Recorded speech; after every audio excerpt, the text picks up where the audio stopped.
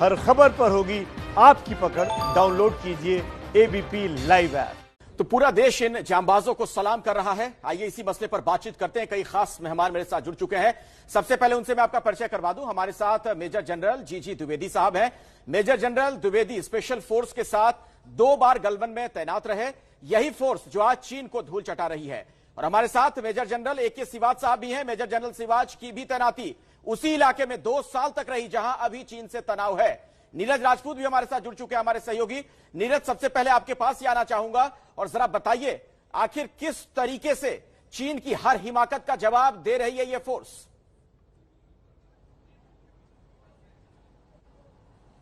बिल्कुल अखिलेश, 1962 के युद्ध के बाद ये बनाई गई थी स्पेशल फ्रंटियर फोर्स, जिसे विकास रेजिमेंट भी कहते हैं और जो गाने में कह रहे हैं कि हम हैं विकासी। उसके बाद से बहुत कम इनका इस्तेमाल किया गया था इस फोर्स का। तो ऐसे में सवाल भी खड़े होने लगे थे कि आखिरकार हम लोग इस रेजिमेंट को, इस फोर्स को क्यों खड़ा कर रहे हैं इतने सालों तक। लेकिन अब जब इतने सालों बाद भारतीय सेना को जरूरत पड़ी तो LAC पर और पेंगोंग लेक से दक्षिण के एरिया में जहां पर हेलमेट और ब्लैक टॉप जो पहाड़ियां हैं वहां पर जो ऑपरेशन किया SFF ने, उसने जो है दिखा दिया कि भारतीय सेना ने और भारत ने जो फोर्स खड़ी की है स्पेशल फ्रंटियर फोर्स कितनी मजबूत है और कितना लोहा ले सकती है और नाको चने चबा सकती है चीन को।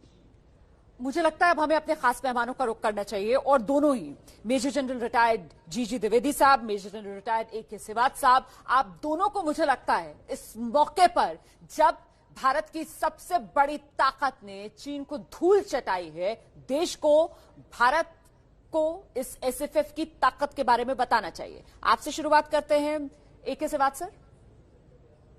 जैसे बता रहे थे, जो स्पेशल फ्रंटियर फोर्स है इसको 1962 के बाद रेज किया गया था और ये जो तिब्बतन रिफ्यूजीज हैं उनके अंदर से निकाल के, जो वहां से भाग के आए थे तिब्बत से, उन रिफ्यूजीज से ये बनाई गई थी और इसको फिर विकास भी बोलते हैं। और इसका मुद्दा था कि कहीं ना कहीं तिब्बत में जाके या पीछे बिहाइंड द एनिमी लाइन जाके हरकतें करना। और मुझे लगता है कि जो भी 50-60 साल में इन्होंने एक प्रकार से माहिरता काबिल कर ली है, वो काबिल तारीफ है। और जिस प्रकार से ये एक्शन करके दिखाया, जो रात 29-30 अगस्त की, मैं ये बताना चाहता हूं, ये पहला एक्शन है 5 और 6 मई के बाद जो भारत के फौज ने प्रोएक्टिव, प्रीमेटिव, और ये एक ऐसा एक्शन किया है काबिल तारीफ है। और ये जो कि चीन को बरसात कर दिया है, जिस प्रकार से इन्होंने हाइट ऑक्यूपाई की, ब्लैक टॉप की और हेलमेट टॉप की, कि आपकी जो सारी की सदर्न रिज है जो जा रही है आपकी त्रिशूल और सपांगू पास तक, वो आपने ऑक्यूपाई कर ली और एक प्रकार चीन को मुंह की चटानी पड़ी।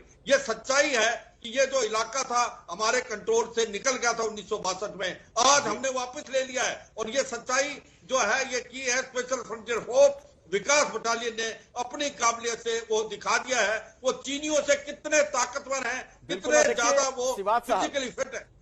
सिवाज साहब, ये यकीनन बहुत बड़ी कामयाबी है और ऐसे में हम एक बहुत ही खास मेहमान का रुख करना चाहेंगे। हमारे साथ जो मेहमान जुड़े हुए हैं, मैं अपने दर्शकों को एक बार फिर से बता दूं, जनरल द्विवेदी साहब हैं जो कि 2 बार गलवान में तैनात रहे हैं। 2 बार, आप समझ सकते हैं। ऐसे में उनसे बेहतर वहां की भौगोलिक स्थिति को कौन समझेगा। जरा बताइए सर, कितना कठिन रहा होगा वहां पर ये ऑपरेशन? सबसे पहले मैं बहुत गौरवशील मानता हूं कि मैं इस इलाके में, पेगांगसो में और त्रिशूल में मैं 2 बार यहाँ तैनात रहा हूँ। एक बार स्पेशल फोर्सेस के साथ जब मैं कैप्टन था और दूसरी बार मैंने अपनी बटालियन 16 जाट कमांड की यहाँ पे। पहले हम स्टेशन में थे और फिर हमने यहाँ कमांड की। तो मैं थोड़ा सा आपको क्या अभी सिचुएशन है उसके बारे में बताना चाहता हूँ। देखो, चीन ने धोखेबाजी से वो सिंगल फोर्ट पर आ गया और मैं चीन में डिफेंस अटैच भी रह चुका हूँ। तो हमारे उनके काफी समझौते हुए हैं। जिस समझौते में ये कहा गया है कि ग्रे जोन जो होता है, जैसे फिंगर 1 से फिंगर 8, उसमें से पेट्रोलिंग कर सकते हैं हम, उसमें आके कोई भी अपनी चौकी नहीं बना सकते। ये धोखा दिया और साथ ही उन्होंने जो फिंगर 4 के ऊपर की पहाड़ी पकड़ी। अभी हमने जो एक्शन किया है जो 29 अगस्त को, ये दक्षिण साइड तक किया है। यहाँ ब्लैक टॉप पहाड़ी है, मैं इस पहाड़ी पर काफी घूम चुका हूँ और नीचे है पाखों की हमारी पोस्ट है।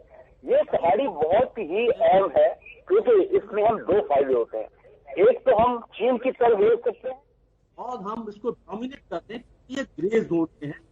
और जैसे की कोई सब उल्लंघन हो रही, हमने भी ग्रे जोन में गए हैं, तो ये बहुत बड़ी उपलब्धि है। और दूसरा, अगर हम ब्लैक टॉप पर हैं तो हम ये रक्षंगा पास से डोमिनेट करते हैं और दुश्मन को अपने अंदर देखने से रोकते हैं, क्योंकि त्रिशूल जो है ये बहुत अहमियत वाला इलाका है।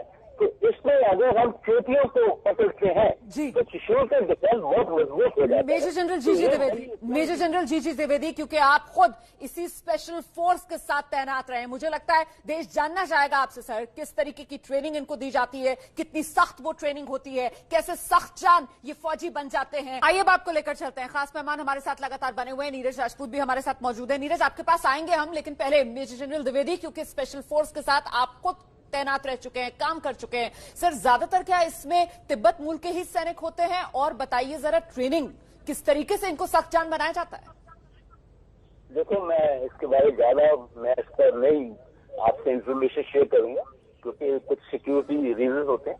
तो मैं सिर्फ इतना बताऊंगा कि ये बड़ी कारगर फौज है और ये बहुत माहिर है माउंटेन वॉरफेयर, हाईफील्ड वॉरफेयर में। इतना ही मैं आपसे साझा कर सकता हूँ, इससे मैं ज्यादा नहीं आप साझा करूंगा। पर मैं आपको ये भी बताना चाहता हूँ कि हमारी जो बाकी भी यूनिट्स हैं वो भी बहुत हाईली ट्रेन्ड है, क्योंकि इंडियन आर्मी की जो ट्रेनिंग है हाई फील्ड वॉरफेयर में, मैं खुद सियाचिन में बटालियन कमांडर रहा हूँ, हमारी दुनिया में इसका कोई मुकाबला नहीं है। क्योंकि हमारी हर एक यूनिट जो आती है लेह लद्दाख के अंदर तो बहुत हाईली ट्रेन होती है और उसमें दो चीजें होती हैं, एक दिमागी टफनेस, यानी कि वो दिमागी तौर पर बहुत टफ होते हैं, बड़े रेजिलेंट होते हैं, और दूसरी फिजिकल फिटनेस होती है, और तीसरी बात होती है वो माहिर होते हैं हाई फील्ड वॉरफेयर में, अपने वेपन सिस्टम में। तो ये जो हर एक यूनिट है हमारी वहाँ बहुत ही कारगर है और बहुत काबिल है हाई फील्ड वॉरफेयर के लिए। बिल्कुल, और देखिए किस कदर कारगर है, इसका अंदाजा इसी बात से लगाया जा सकता है कि 29 अगस्त से लेकर अब तक 3 बार चीन की तरफ से जो भी हिमाकत की गई है उसका उसी की भाषा में जवाब दिया गया है। नीरज, मैं आपके पास आना चाहूंगा, आप लगातार कवर करते हैं इन फोर्सेस को, जरा मुझे ये बताइए ये जो फ्रंटलाइन फोर्स है इनकी कार्यप्रणाली कैसे होती है? चूंकि बताया यह जाता है कि सीधे रॉ को इनकी रिपोर्टिंग होती है।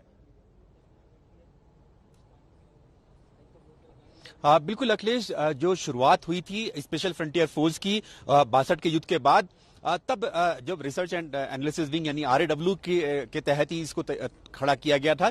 सेना की एलिमेंट भी होता था और CIA जो US की जो सीक्रेट सर्विस एजेंसी है उसने मदद किया था इस फोर्स को खड़ा करने के लिए, स्पेशल फ्रंटियर फोर्स को, और बाद में फिर धीरे धीरे करके ये थल सेना का हिस्सा बन गया और विकास रेजिमेंट इसको नाम दिया गया, क्योंकि जो इसके जो सबसे पहले प्रमुख थे मेजर जनरल उबान, उनके क्योंकि वो 22 माउंटेन डिवीजन का हिस्सा थे, इसलिए 22 फोर्स भी इसको नाम दिया गया था।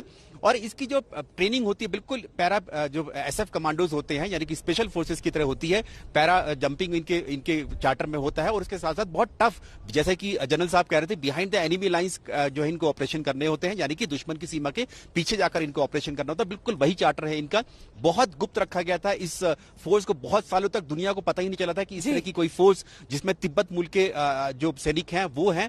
लेकिन अब धीरे धीरे करके जब अब 29 और 30 अगस्त की रात को जो ऑपरेशन किया गया जिसमें महत्वपूर्ण भूमिका निभाई इस SFF ने यानी 22 फोर्स या विकास रेजिमेंट ने, तब पूरी दुनिया इनका लोहा मान रही है। मैं सिवात सर का रुख कर लेती हूँ। सिवात साहब कुछ बोलना भी चाह रहे थे, और साथ ही मेरा सवाल ये सिवात सर आपसे था कि क्या ये फोर्स चीन के लिए एक गुगली साबित हुई?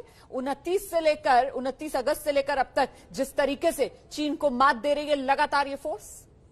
बिल्कुल ठीक बोला आपने। देखो, जो बात मैं भी बताना चाहता हूं कि ये थोड़ी सी कॉन्फिडेंशियल है, इसकी जो ट्रेनिंग ये चक्राता में इनका जो हेडक्वार्टर है, बाकी यूनिटें अलग अलग डिप्लॉयड हैं, और इसके अलावा जो ट्रेनिंग है इसमें कोई दो राय नहीं, बिल्कुल स्पेशल फोर्सेस जैसे हमारे हैं उसकी तरीके से इनकी की ट्रेनिंग होती है, और मेंटली और फिजिकली बहुत टफ है ये, और ये कोई भी अगर इनको टास्क मिले ये कंप्लीट करते हैं, और इसमें वुमेन भी हैं, औरतें भी हैं ये, और उसके अलावा बाकी बताना तो कॉन्फिडेंशियल है, और ये हमारे लिए प्राइड है कि स्पेशल फ्रंटियर फोर्स भारत का एक प्राइड है। जो कार्रवाई इन्होंने 29-30 अगस्त को की वो एक बड़ी काबिले तारीफ है, वो गेम चेंजर है। आपने आज चीन को ये दिखा दिया, जिसको अंग्रेजी में बोलते हैं they got the taste of their own medicine. जिस प्रकार से वो कार्रवाई कर रहे थे विस्तारवाद की, उसके ऊपर आपने प्रीएम्प्ट करके वो हिल फीचर को ऑक्यूपाई कर लिया साउथ ऑफ पेंगेंग शो, जो कि ब्लैक टॉप, जो कि सारा का सारा सदर्न एरिया को अब डोमिनेट करता है। आपका त्रिशूल से लेके ये आपका त्रिशूल से तो जनचौक जो रोड जाती है, जो लेक जाती है, उस रोड को डोमिनेट करता है, और कहीं ना कहीं लेक में जो पीएलए की नेवी चलती है उसको डोमिनेट करता है। तो एक प्रकार से पूरा गेम चेंज कर दिया इसने। और ये जो त्रिशूल की प्लेन है, जहां पर जिस इलाके में हो सकता है टैंकों की लड़ाई हो, उधर भी उसको डोमिनेट करता है। और यहाँ पर जो उनका स्पेंगू में एक पोस्ट है, उसके ऊपर बिल्कुल डोमिनेट कर रही है। तो एक प्रकार से जो साउथ ऑफ पेंगेंगसो है, भारत की फौज अब उसको डोमिनेट करती है। और अब हम उस हालात में हैं कि हम अब चीन से निगोशिएट कर सकते हैं from the power of the strength. बिल्कुल। और देखिए, आपने एक बहुत ही महत्वपूर्ण शब्द का इस्तेमाल किया था श्रीवास्तव साहब, गेम चेंजर आपने इसे बताया है, और यकीनन ऐसा है।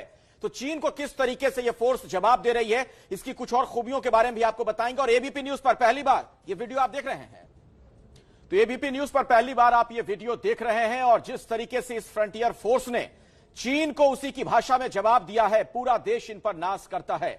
हम आपको सीधे लिए चलते हैं जनरल द्विवेदी के पास। स्पेशल फोर्स के साथ 2 बार गलवान में आप तैनात रहे, मेजर जनरल रिटायर्ड द्विवेदी साहब, जरा हमें थोड़ा यह बताएं, आप वहां की जो भौगोलिक स्थिति है उसको बताते हुए, उसे समझाते हुए, चूंकि आपकी वहां तैनाती रही है, कितना मुश्किल ऑपरेशन रहा होगा इस फोर्स के लिए? देखो, मैं आपको पहले तो करेक्ट करना चाहता हूँ। एक बार मैं स्पेशल फोर्स में था जहाँ था, दूसरी बार मैं 16 जाट का बटालियन कमांडर था।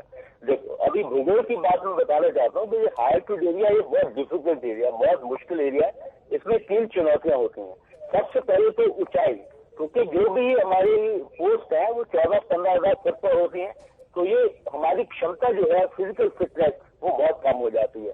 और दूसरा जो मौसम होता है, जब सर्दियां आती हैं तो जो आपका टेम्परेचर है -20-30 के हो जाता है, तो उसमें एक बहुत ही पोर इंजरीज होती है। और तीसरा, हथियारों के ऊपर बहुत ही फर्क पड़ता है, क्योंकि विंटर्स में जो है हथियारों की जो हमें देखभाल करनी पड़ती है ताकि वो कारगर रहे। इसलिए मानसिक रूप से बहुत ही एक क्षमता चाहिए, क्योंकि जो फिजिकल फिटनेस एक होती है, दूसरी होती है मानसिक रूप से। अभी जो हाईफिल्ड वॉरफेयर है, इसमें 2-3 चीजें ध्यान में रखनी पड़ती हैं। सबसे पहले आपको माउंटेन क्राफ्ट आनी चाहिए, क्योंकि माउंटेन पे कैसे आप चलते हैं, कैसे नेगोशिएट करते हैं। और दूसरा, यहाँ माउंटेन में छोटी टुकड़ियों में ऑपरेट करते हैं, क्योंकि आप बहुत बड़ी फोर्स नहीं लगा सकते एट ए टाइम। जब मैं सियाचिन में था, ये महत्वपूर्ण बात आप बता रहे हैं, महत्वपूर्ण बात आप बता रहे हैं मेजर जनरल जीजी द्विवेदी। समय कम है मेरे पास, मुझे लगता है जल्दी से हमें मेजर जनरल AK सिवाच का रुख कर लेना चाहिए। सिवाच साहब, जो तमाम बातें बता रहे हैं यहाँ पर द्विवेदी साहब, उससे क्या माना जाए? ये SFF जो है वो हमें किस तरीके से चीन के खिलाफ एज दिलाता है? अगर संक्षेप में ये आप बताएं दर्शकों को। तो देखो, पहले तो मैं ये बताना चाहूंगा कि मैं वहां चीफ ऑफ स्टाफ रह चुका हूं 2011 और 12 में, और ये स्पेशल फ्रंटियर फोर्स वहां डिप्लॉय थी हमारे नीचे ही 14 को। तो जो आपने बताया कि स्पेशल फ्रंटियर फोर्स एक ट्रम्प कार्ड है, जिस प्रकार से आपके पास इंडियन आर्मी के पास आपकी जो स्पेशल फोर्सेज हैं, जो कि पैरा कमांडोज हैं, जिस तरीके से वो ट्रेन है, आप ये कह सकते हो उसी तरीके से ये ट्रेन है। और ये ट्रेन है हाई एल्टीट्यूड में, वो जो चीन के इलाके के साथ मिलता है कि ये माउंटेन क्राफ्ट भी जानते हैं, और 15 से ऊपर वाली हाइटों पे जा सकते हैं, -30 टेम्परेचर को कर सकते हैं, क्योंकि ये वहां के रहने वाले हैं। ये इनकी ताकत है, ये इनकी ताकत है। और इसी ताकत के जोर पर, भारत की इसी ताकत के जोर पर चीन आज घुटनों पर है। इसीलिए तो हम कह रहे हैं कि चीन सुधरा नहीं तो SFF ने सुधार दिया। बहुत बहुत धन्यवाद दोनों खास मेहमानों का हमारे साथ बने रहने के लिए।